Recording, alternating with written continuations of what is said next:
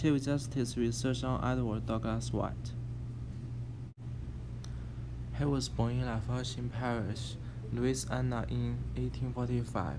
His father is Edward Douglas White, the 10th governor of Louisiana. His mother is Catherine Greenwood. Education. The college he attended is the Jesuit College in New Orleans and the Mountain St.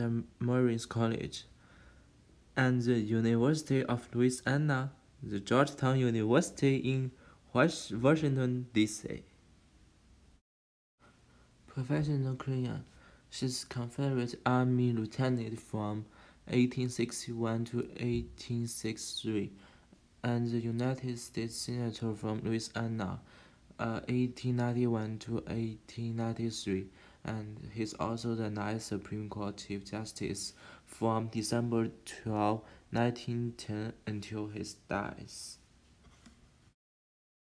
President appointment. President Cleveland appointed White as an Associate Justice, and President William Howard Taft evaluated him as Chief Justice.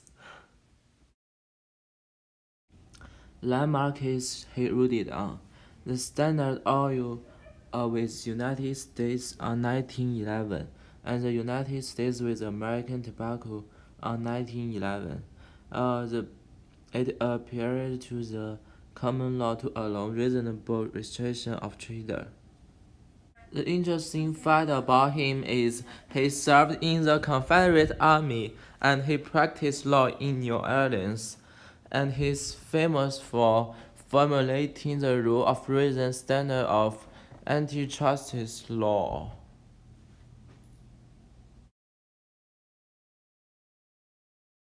He died because of heart attack on May 19, 1921 in Washington, D.C.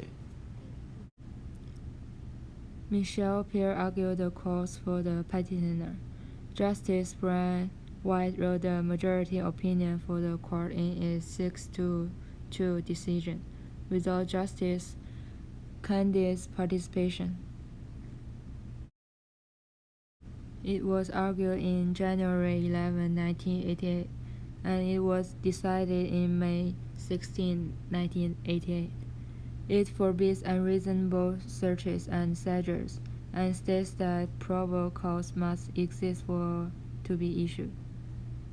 In February of 1984, a criminal suspect informed a federal drug enforcement agent that a shipment of illegal drugs was on its way to the home of Billy Greenwood.